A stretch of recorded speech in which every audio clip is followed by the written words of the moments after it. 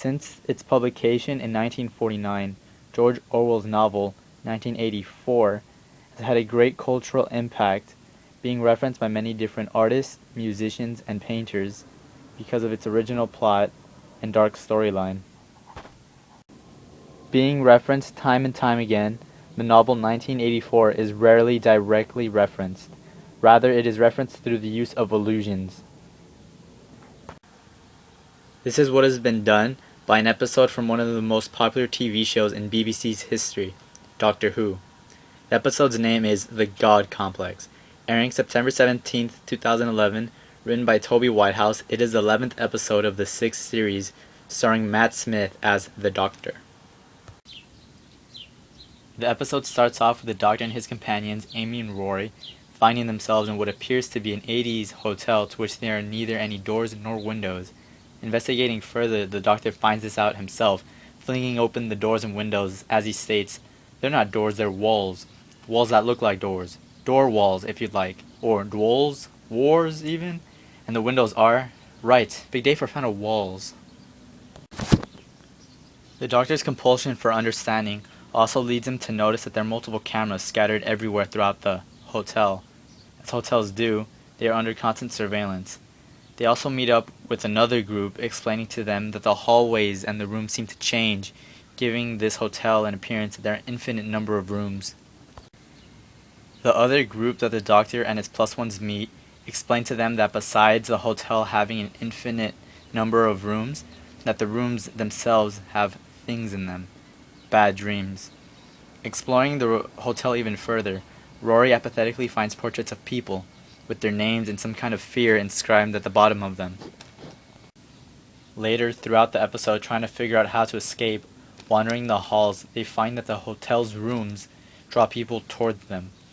Having a person open up the room to which they were led to, they find that the room is tailored to the person's biggest fear. They also find that there is some kind of creature wandering the hallways, waiting for its next victim.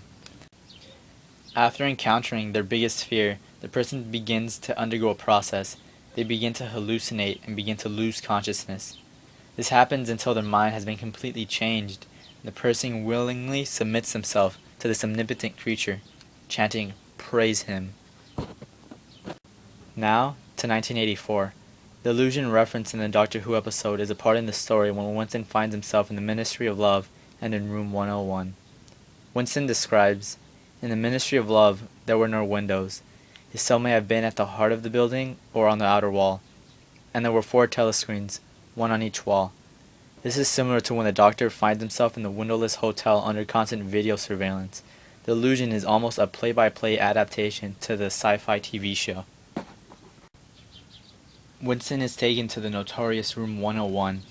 This is where O'Brien explains to him that the worst thing varies from person to person.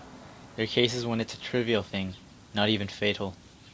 This is a part when Winston is faced with his biggest fear, rats. The rats are in a cage and they are moved closer and closer to him, while his head is in a mask. Winston panics more and more, leaving him with a traumatic experience to which he'll never recover. The rats are moved closer until he can't take it anymore, and suggests that they do it to Julia and not him, even after he'd promised he would never betray her. That was the final stage to cure Winston's mind and rid the hate he has toward Big Brother, and it worked. The scene in the book ends as Winston gazes upon Big Brother's face, sheds a tear. He had finally loved Big Brother. The illusion in Doctor Who is now clear. Room 101 is represented through the various hotel rooms containing nightmares, and the transformation Winston goes through to love Big Brother is portrayed through the victims and chanting, "Praise him." But what does this really mean? Does it stay true to Orwell's intentions? Was it effective at conveying the modern message?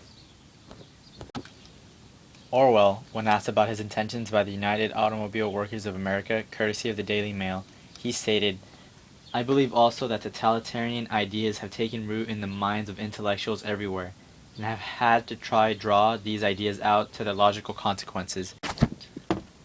In other words, it's a warning of what may come, and the consequences of a modern-day totalitarian society. Doctor Who's episode abstractly conveys this idea and transmits it through a modern message. In the Doctor Who episode, the people who begin to hallucinate begin to follow the creature that wanders the hallways, who, could represent an all-powerful figure such as Hitler, and every time the person begins to hallucinate and ends their process, they praise this creature that results in their death. This follows Orwell's message about the consequences of a totalitarian society and how it could be the end of us. Doctor Who's message was clear and effective because not only did it demonstrate how it could result in death and be the end of us, but it showed how we could overcome and avoid this kind of horrific future with a symbolic death of the creature